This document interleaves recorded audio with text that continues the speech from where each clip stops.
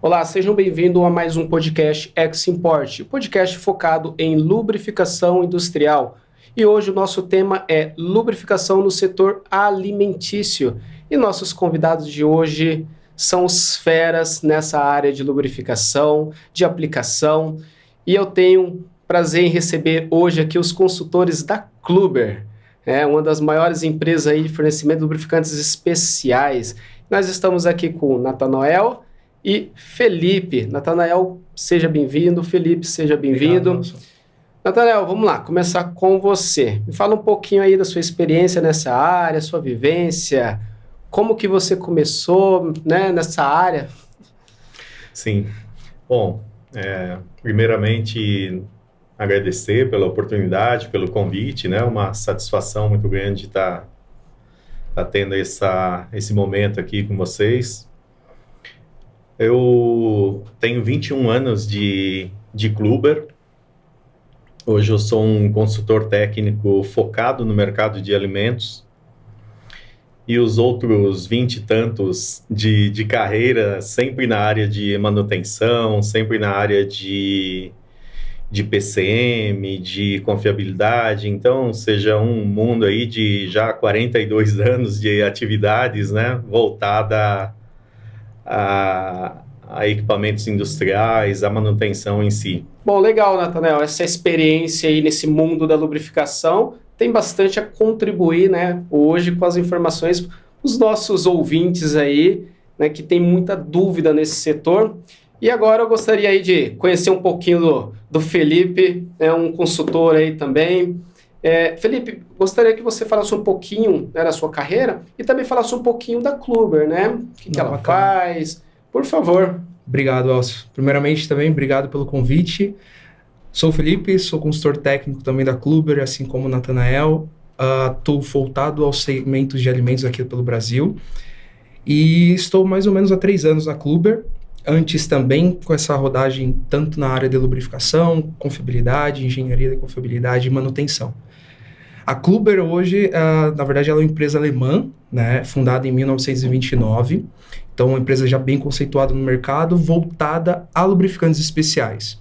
Então, aqui no Brasil, nós temos basicamente 51 anos já de existência, Então, com uma fábrica lá em Barueri.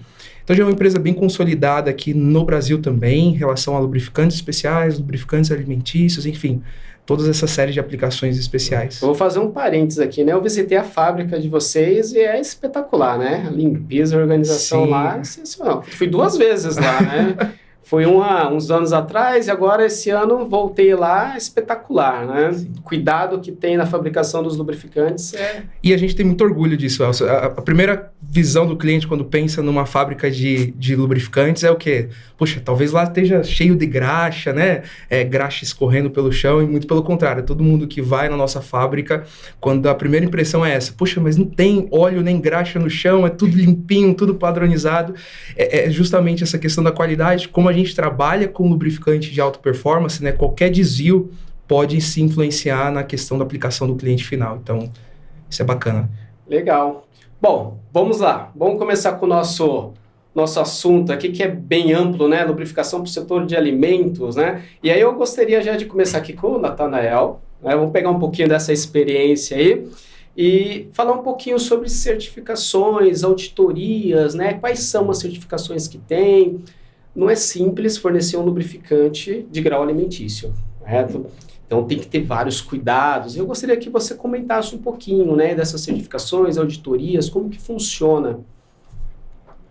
Exatamente. Esse é um conceito bastante amplo. A cada dia as exigências e as regulamentações, elas são mais apertadas, focam mais nos cuidados. E uma coisa que a gente sempre costuma conversar e falar com as pessoas envolvidas é que não basta você usar lubrificante de grau alimentício. Você realmente precisa ter uma série de cuidados e conceitos, para que você tenha o lubrificante de grau alimentício como mais uma ferramenta voltada à segurança alimentar. Mas os cuidados, os conceitos, a preparação para isso, ela é muito mais ampla. E quando se refere aos lubrificantes de grau alimentício, a Kluber é pioneira em várias situações de certificações. O Felipe falava agora dos cuidados de você ter uma planta. Nós somos a primeira empresa na América Latina a ter a ISO 21469. O que isso significa? Nós somos praticamente uma fábrica de alimentos produzindo lubrificantes, porque a 21469, de uma certa maneira, ela seria o equivalente a uma ISO 22000, a uma FSC 22000. E então são conceitos, né? Não são só essas as normas, são muitas outras.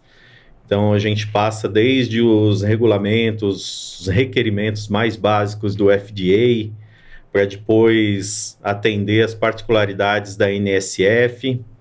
Isso evolui para exigências que se tem, por exemplo, para o mundo muçulmano, né? As certificações halais, para os judeus, através dos kosher.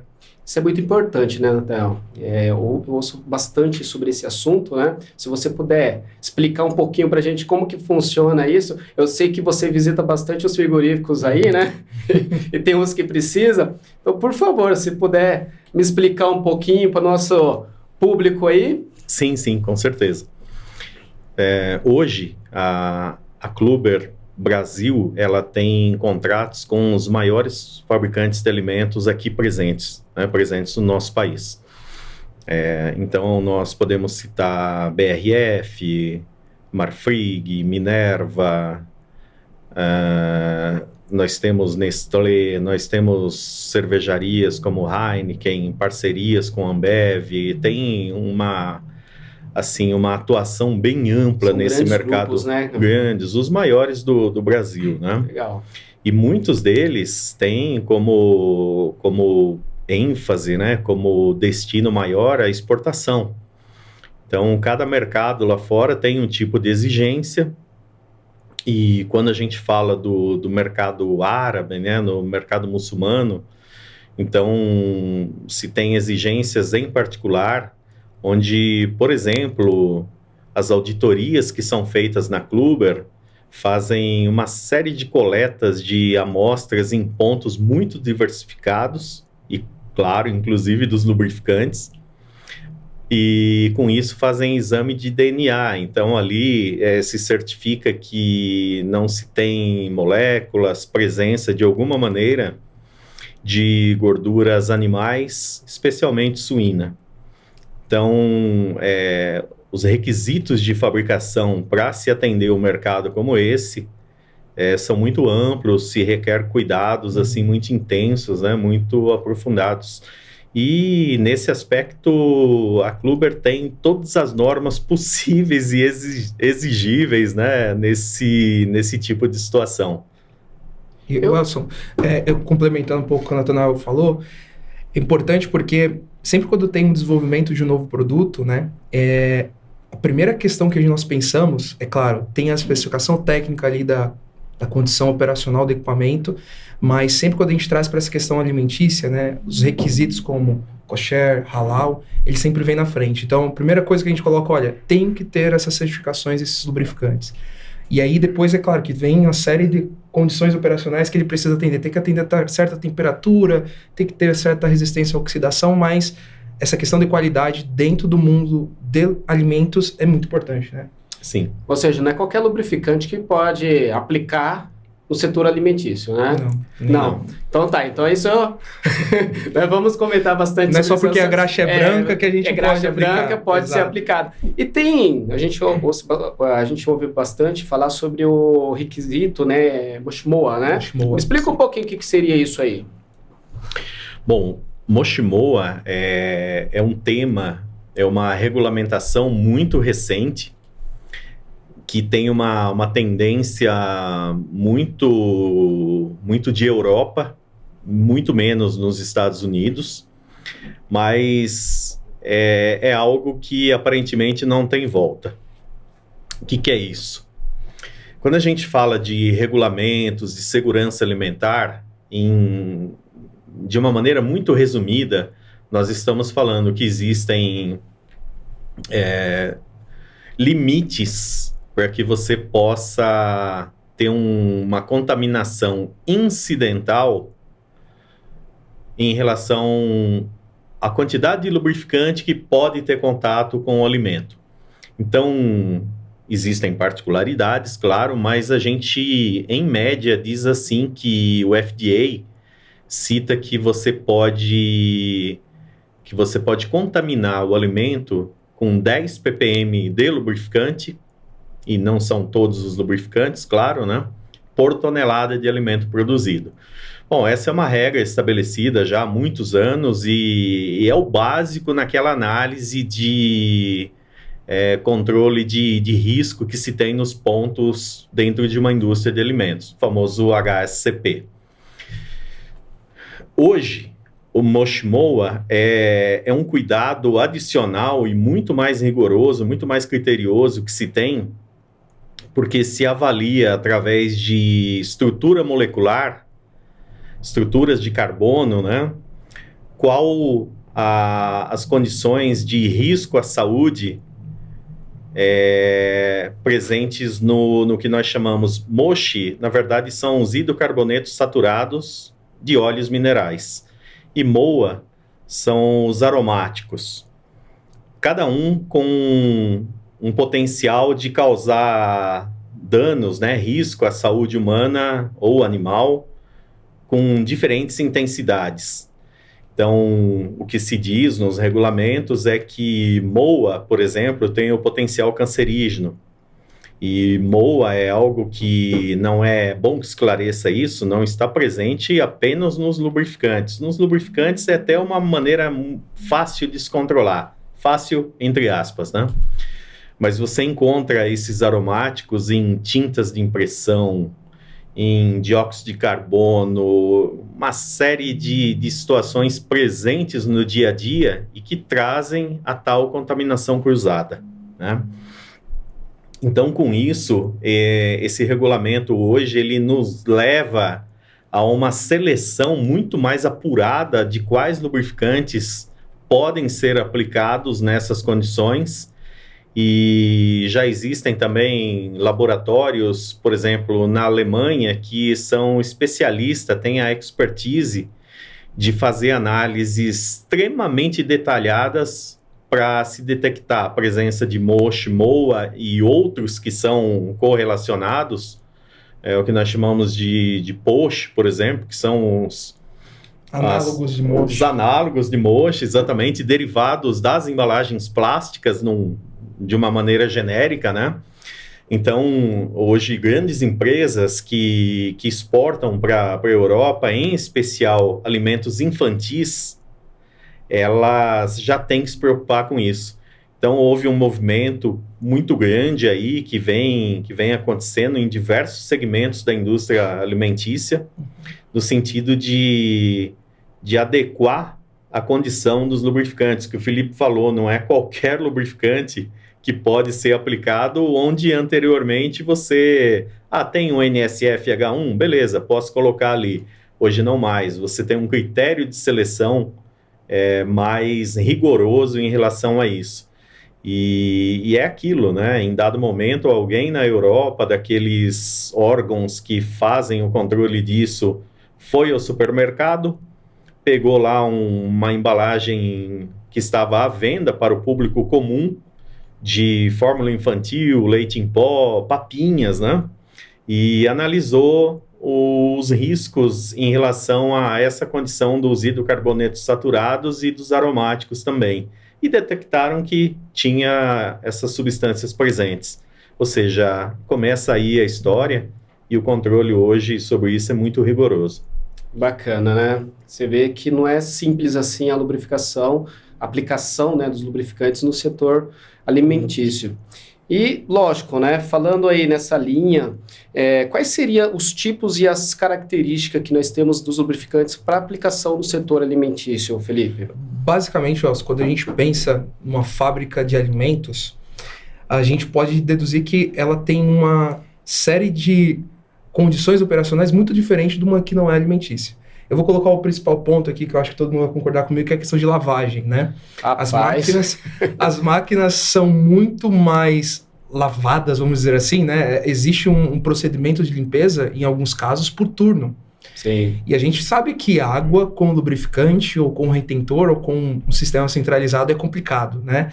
Então, basicamente, as indústrias de alimentos, ela tem condições operacionais extremamente rigorosas para os lubrificantes. Então, quando a gente pensa numa fabricação de lubrificante, a gente precisa pensar pelo seguinte sentido. A gente precisa de um lubrificante que consiga resistir às condições operacionais da máquina. Isso envolve lavagem, alta temperatura, enfim, uma série de condições de variação, né, que possa existir. Água, trazendo para o nosso contexto, a gente começa a pensar que muitos espessantes que nós usaríamos em certas situações, em certas aplicações, em algumas determinadas áreas da indústria alimentícia, a gente não vai conseguir usar, porque precisa ter uma resistência maior à água, precisa ter uma resistência maior à oxidação, enfim, se a gente levar em condições operacionais, muitas das vezes o lubrificante ele precisa ter excelente compatibilidade com vedação, porque imagina, eu estou falando de um redutor que está movimentando um tacho, mexendo o chocolate, o redutor está ali na vertical, imagina se eu coloco um óleo que o óleo não é compatível com o retentor e acaba... Vai vazar e vai...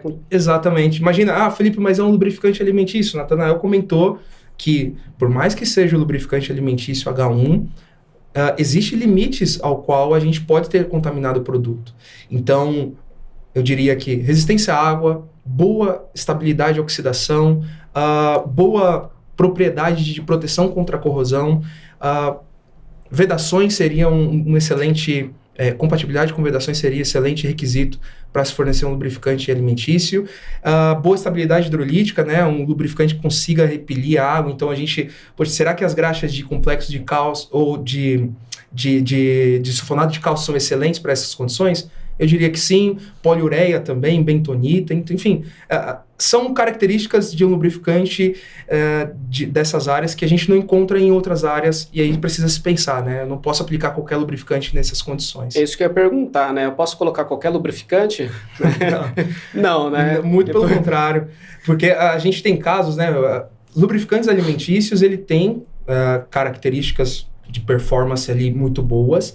Quando chega para o consumidor final, eles acabam, se você comparar com lubrificantes convencionais, eles têm um custo um pouco maior, mas precisa oferecer performance, né? Então, não adianta eu colocar qualquer lubrificante ali que, por turno, o pessoal vai ter que relubrificar, uma lavagem qualquer tira o lubrificante.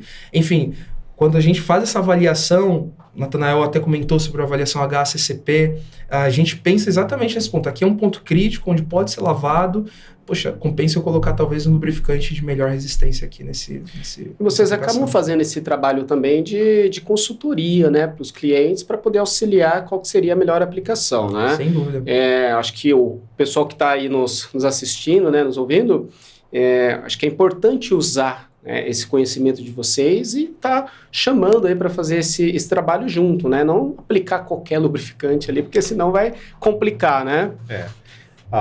O que a gente costuma comentar, né, internamente, como equipe, é que ótimo quando nós recebemos consultas e fazemos o famoso depara. No entanto, a Kluber tem um time técnico muito preparado, né, muito focado em exatamente avaliar essas condições específicas. Então, muitas vezes, nós recebemos uma consulta, olha, gostaria de uma cotação, gostaria de saber as condições para um lubrificante com tal especificação, e que, por experiência ou por conhecer o cliente de outras oportunidades ou equipamentos similares, a gente sabe que ali tem uma condição crítica em termos de presença de água, presença de vapor, presença de ácidos, de alcalinos, né? O caso do sangue nos frigoríficos é bastante crítico. Né? Isso. E aí o que a gente faz é esse lado da consultoria, né? Da avaliação do risco, do pensamento focado na melhoria do processo, é que nos leva a dizer, olha, essa especificação que a gente está recebendo, na realidade, ela não é a melhor solução para esse tipo de exigência que se tem nesse equipamento em especial. Então, esse é um pouco do nosso mundo, né, do nosso dia a dia também. E qual que é essa importância, então, né, da aplicação correta do lubrificante, né? Se eu fizer uma aplicação errada, o que pode causar? Né? O que eu posso afetar no meu processo? É comum, e eu acho que, não sei se todos já ouviram, mas às vezes o cliente não sabe que não sabe. Então, ele usa um determinado lubrificante por 10 anos, né? Poxa, Felipe, sempre funcionou, mas quando a gente chega para fazer esse trabalho que o Nathanael comentou, olha, funcionou, mas para requisitos alimentares isso não é certo, ele até estranha, né? Então, a gente precisa quebrar essa barreira de, olha, tudo bem, o lubrificante que você está utilizando, ele atende ao quesito operacional. Quando a gente entra em questão de qualidade, ele já não atende. Então, essa barreira deve ser quebrada principalmente por instrução. Às vezes as pessoas não têm o conhecimento de, poxa, o que é um lubrificante alimentício? Quais são as boas práticas que eu tenho que ter com lubrificante alimentício? Aonde eu coloco um determinado lubrificante alimentício, né? Se ele é H1, H2, 3H, H3... Enfim, as pessoas não conhecem e quando a gente chega para especificar isso, acaba abrindo um pouco os horizontes dele, né? Existe uma diferença, né? H1, H2 e H3, né? Sem dúvida. Eu não posso simplesmente falar assim, vou usar hoje, eu gostei do H2, eu vou usar o H2. Posso, Nathanael, fazer isso? O dia tá melhor para o H3, eu acho. Hoje, né? O dia tá melhor para H3 hoje? Tem dois pontos nessa... Respondendo a essa pergunta diretamente, depois eu complemento com algo que o Felipe falou. Existe uma tendência muito forte de que as próprias auditorias especializadas, eles estão, assim, orientando para que em determinadas condições de ambiente não se faça mais uso dos H2. Por quê? Nós, experientes de manutenção, tal, costumamos dizer que das 16 horas de sexta-feira até as 8 da manhã de segunda, muita coisa estranha acontece, né? Isso no mundo da manutenção. No mundo da manutenção é o horário que acontece. Então, situações de emergência, necessidades de relubrificação, você incorre num risco da pessoa que vai executar aquela tarefa que não seja especialista. Então, não é o lubrificador, não é o cara do dia a dia que está habituado com aquilo, que segue os rigores ali do que pode e do que não pode de maneira certinha, né? E o risco, então, de se colocar um lubrificante H2, por exemplo, onde necessariamente deveria ser H1. Como que isso funciona? Basicamente, de maneira simplista, você tem a linha onde passa o alimento. Então, naquele nível e acima dele, você só pode usar H1, porque é onde tem o risco potencial de contaminar o alimento. E abaixo daquilo, você utilizaria o H2, que não pode ter contato, mas ele também não contamina de outras formas, vapores, por exemplo. Só que o risco, ele existe de uma pessoa que não tem experiência, um desavisado, enfim. Contaminação cruzada. Exatamente, colocar um H2, né, onde vai ter o risco potencial de contaminação. Então, hoje se tem uma prática de realmente tentar fazer uma seleção maior de H1 para minimizar, para mitigar, né, esses riscos aí que são inerentes.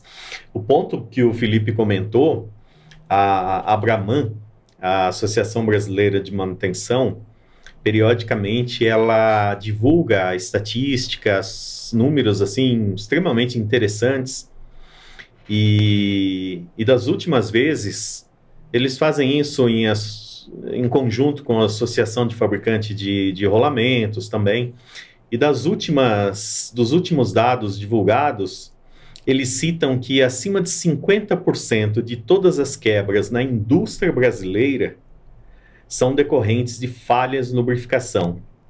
E aí que entra o ponto, né, Felipe? Falha de lubrificação. Isso é genérico falar dessa maneira, porque quando você fala de uma falha de lubrificação e você vai fazer uma análise da causa disso, você está falando de excesso, falta, contaminação, especificação errada, uma série de possibilidades.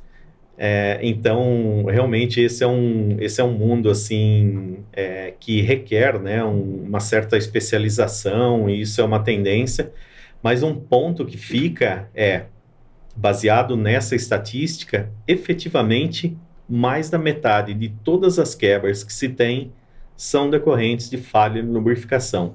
Você comentou um negócio interessante, né? Eu já ouvi falar bastante, principalmente fabricantes, empresas, né, de alimentício.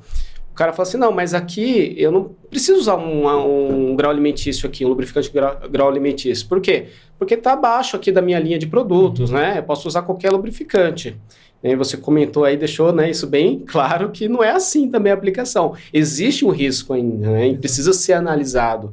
Como também, por exemplo, né, eu tive um caso aí legal, que é uma rosca transportadora, você tem os mancais externos, mas ele também tem acesso à parte interna por vedação. E se romper? Mas aqui eu não preciso usar, não, o lubrificante alimentício, não, porque existe uma vedação ali, né, o meu alimento está passando aqui dentro, aqui.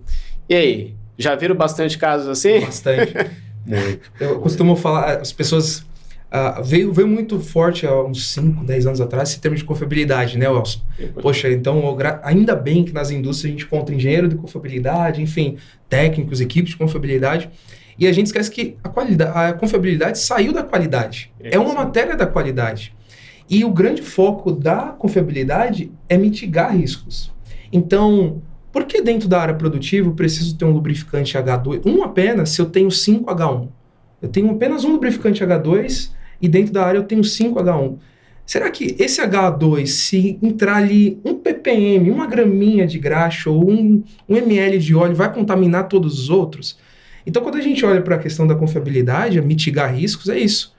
Poxa, eu prefiro tirar esse H2 dentro, né, da minha planta produtiva, colocar um lubrificante H1, porque aí eu consigo tanto tratar a confiabilidade quanto tratar a área da qualidade, que elas vão se envolver juntos, né? Está protegendo, né, o processo. Sim, e tem um detalhe importante, né, de uma maneira assim genérica, isso vale para a Kluber, vale para outros fabricantes de lubrificantes de referência.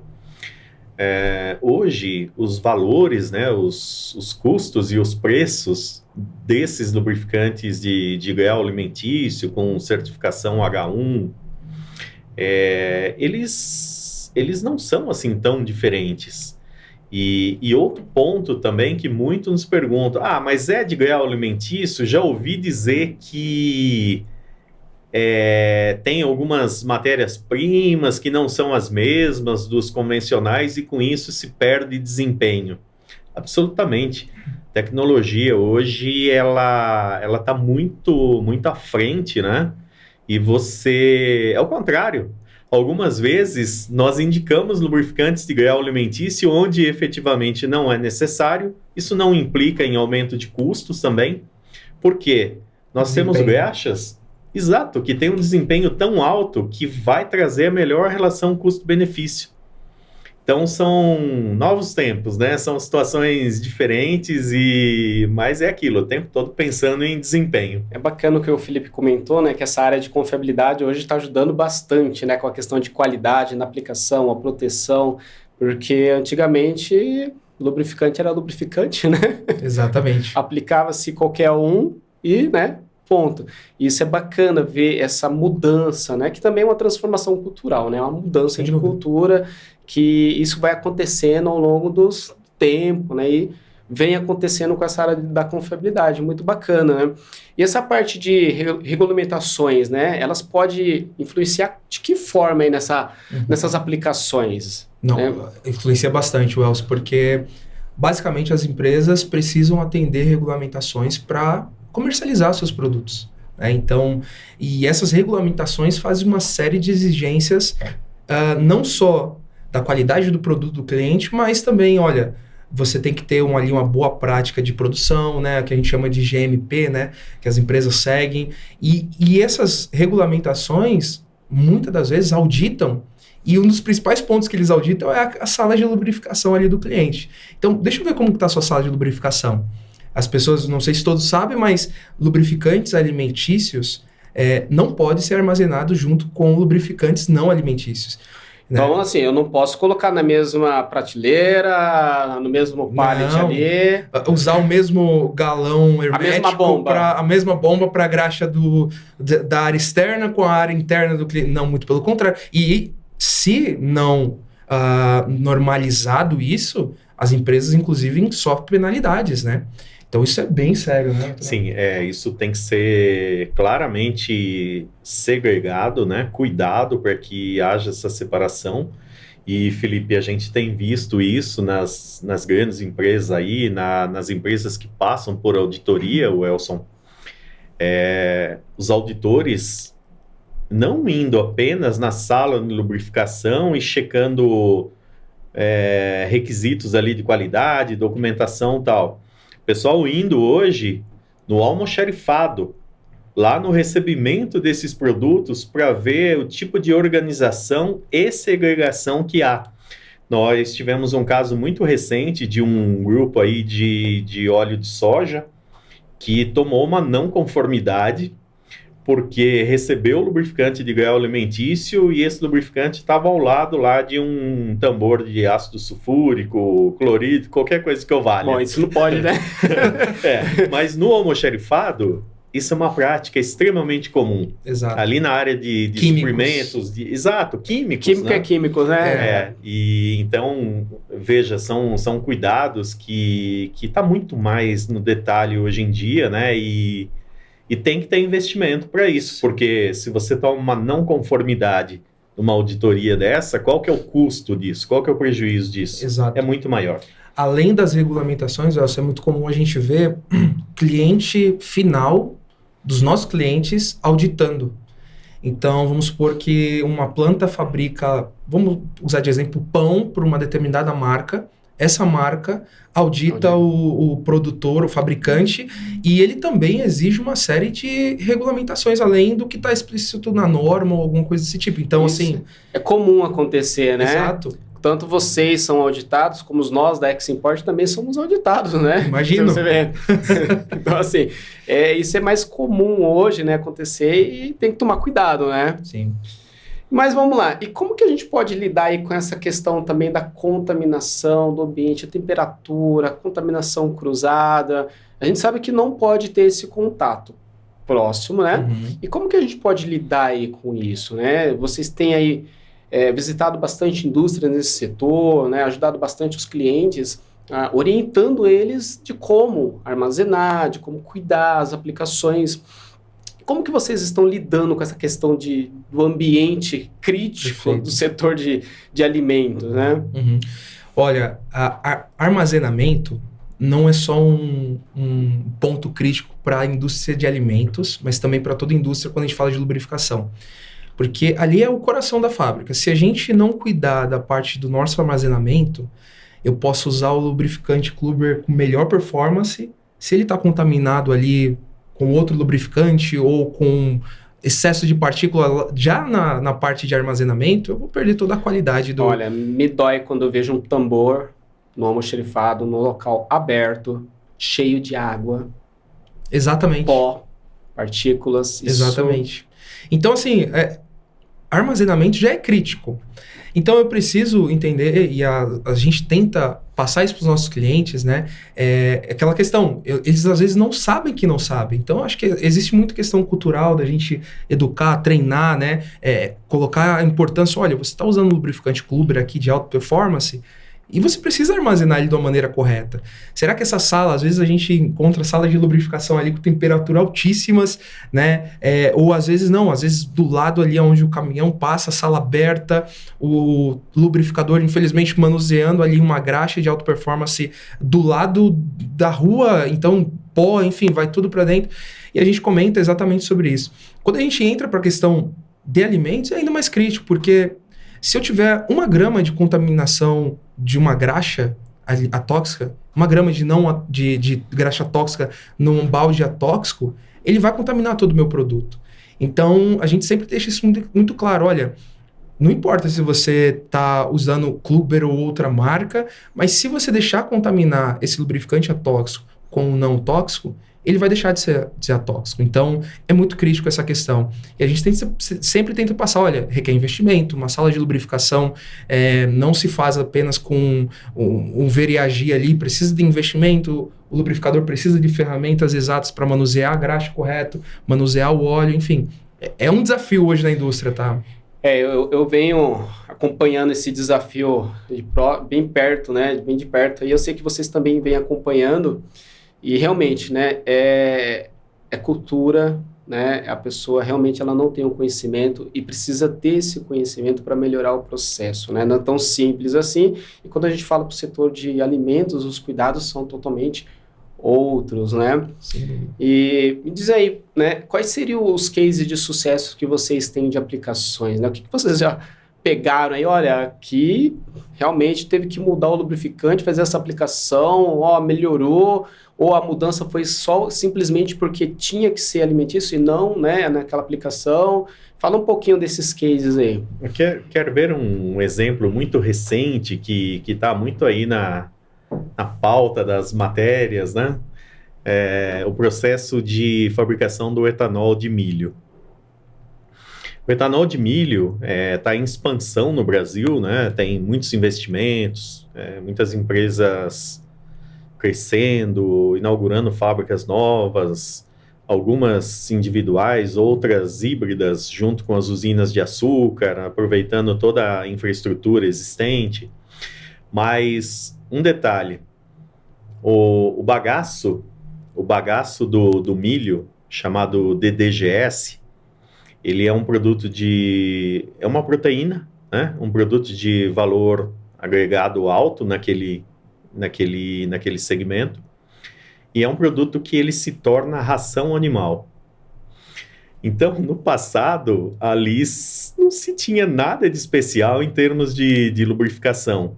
Hoje, você aplica ali os mesmos cuidados, né, a mesma segurança que você aplica na produção de um leite em pó, qualquer outro tipo de alimento.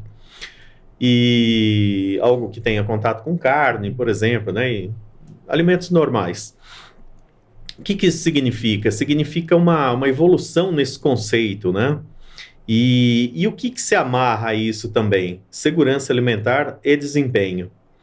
Então, a gente, nesse ponto que você colocou, né, de pensar em performance, em desempenho, em ter esses lubrificantes respondendo de maneira muito positiva. A gente hoje tem um mix, né, uma combinação ali de segurança alimentar e desempenho extremamente alto comparado ao que ocorria muito pouco tempo atrás. Então é uma evolução assim muito rápida, não só falando de subsegmentos de mercado aí, mas também da tecnologia voltada à lubrificação. Então trabalha dentro da qualidade, a segurança alimentar, né, e a confiabilidade também, que é aumentar, né, a extensão de vida útil ali dos componentes dos ativos, né? Isso é bacana. Tem mais algum caso aí? Temos. Eu vou voltar um pouquinho no tema do Mosh Moa, porque a gente tem um caso recente de uma empresa, um cliente Kluber, que ele é basicamente um cliente que produz matéria-prima para outro cliente pegar essa matéria-prima e criar o produto final. E o cliente precisava atender ali a números ou a limites de Mosh, né, dentro da sua matéria-prima de produção. E basicamente foi feita uma consultoria Kluber dentro desse cliente, recomendado, além de CH1, né, e é por isso que a gente fala bastante de Mosh Moa, tem que atender também aos requisitos Mosh Moa. Então foi indicado lubrificantes não só H1, mas que atendesse aos requisitos Mosh Moa. E o engraçado é que, como é um requisito muito novo e não existe uma legislação, né, Nathanael, ainda escrita assim, que você precisa ter tantos... Cada país tem regras diferentes. Exatamente. As empresas incentivam, às vezes, esses produtores de matéria-prima a atingir um certo limite. Quando eles atingem esse certo limite, eles ganham incentivos, né, de produção. Então, a gente tem um cliente que conseguiu esse incentivo, né? Então, ele conseguiu vender ali a sua matéria-prima para um valor agregado interessante, e além de aumentar a confiabilidade, utilizando um produto de alta performance, e conseguiu atender o cliente final dele simplesmente alterando o lubrificante Kluber no ponto de aplicação. Bom, hoje eu tenho aplicações para todos os tipos de equipamentos no setor de alimentos. Sim. Se eu quiser exatamente. corrente, motor, redutor, mancal. Todos os Até elementos de máquina. motores elétricos, né? Que é um negócio que você... Poxa, mas por que eu vou colocar um lubrificante de grau alimentício no motor elétrico? Em tese, o risco de se ter uma contaminação ali, de qualquer forma, é quase zero, né? Mínima. Mas isso se aplica hoje também. Então, muitos planos de lubrificação, muitas exigências de auditorias já dizem assim, olha, completo, né? Aplicação completa em todos os pontos aí e Do passa... portão para dentro, tudo alimentício. Tudo alimentício.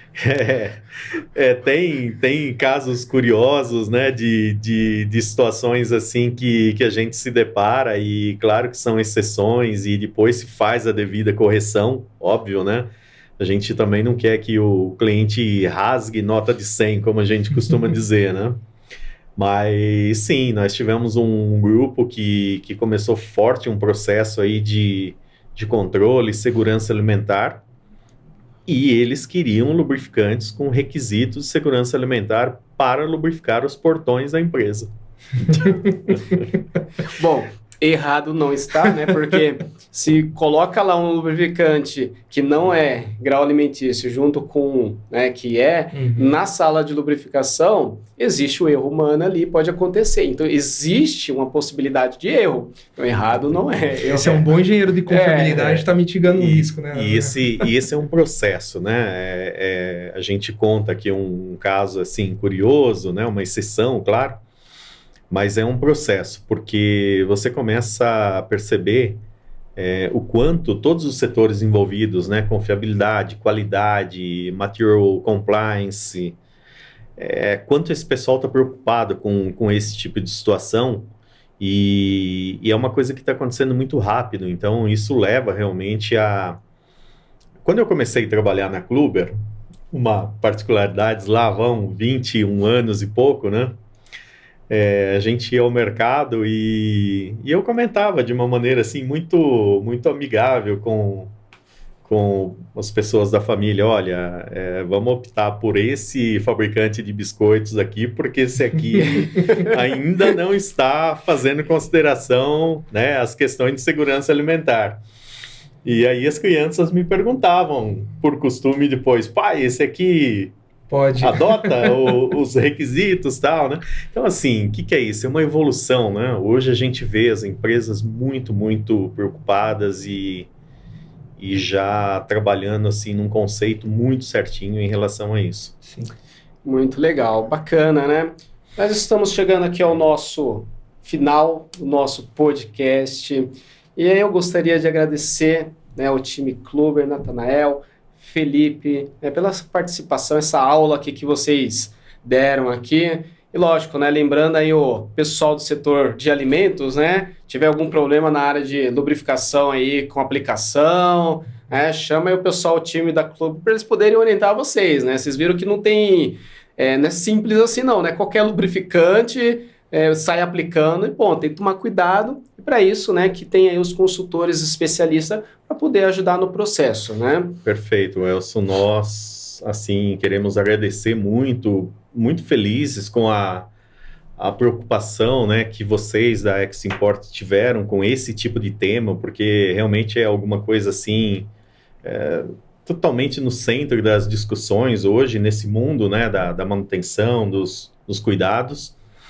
E comentar que sim, né, que a Kluber é uma empresa presente no Brasil todo. Nós temos um time de atendimento no Brasil todo, time capacitado para discutir a respeito disso. E realmente, se houver um interesse, se houver uma oportunidade de se conversar sobre isso, nós estamos à disposição e será uma satisfação grande conversar a respeito. Com certeza, né? Com essa experiência toda aí, Natanael, até eu vou chamar você agora. Por favor, por favor. Muito obrigado, Natanael, pela sua presença, né? A sua experiência é muito válida para o crescimento da lubrificação. Nós sabemos que tem muito ainda a melhorar, mas, né, vamos ajudar. E, Felipe, considerações finais, por favor? Bom, primeiramente, obrigado, Elcio, obrigado, Eximport, pelo convite. Como o Nathanael falou, é um tema que precisa estar no nosso dia a dia, principalmente daqueles que trabalham com alimentos, né? Então, também a gente nos coloca à disposição aí para caso alguma dúvida, vocês tenham contatos, enfim, está aberto aí para vocês. A nossa equipe também está pelo Brasil todo para atender vocês. E, mais uma vez, muito obrigado, Elcio, pelo convite. Eu que agradeço. Bom, pessoal, e vocês aí que querem aprender um pouquinho mais sobre lubrificação, esse mundo, né, gigantesco sobre lubrificação, pode nos acompanhar aqui no nosso canal e, lógico, né, assista aí os novos episódios, né, os novos temas que vêm aí na frente. Muito obrigado e até logo.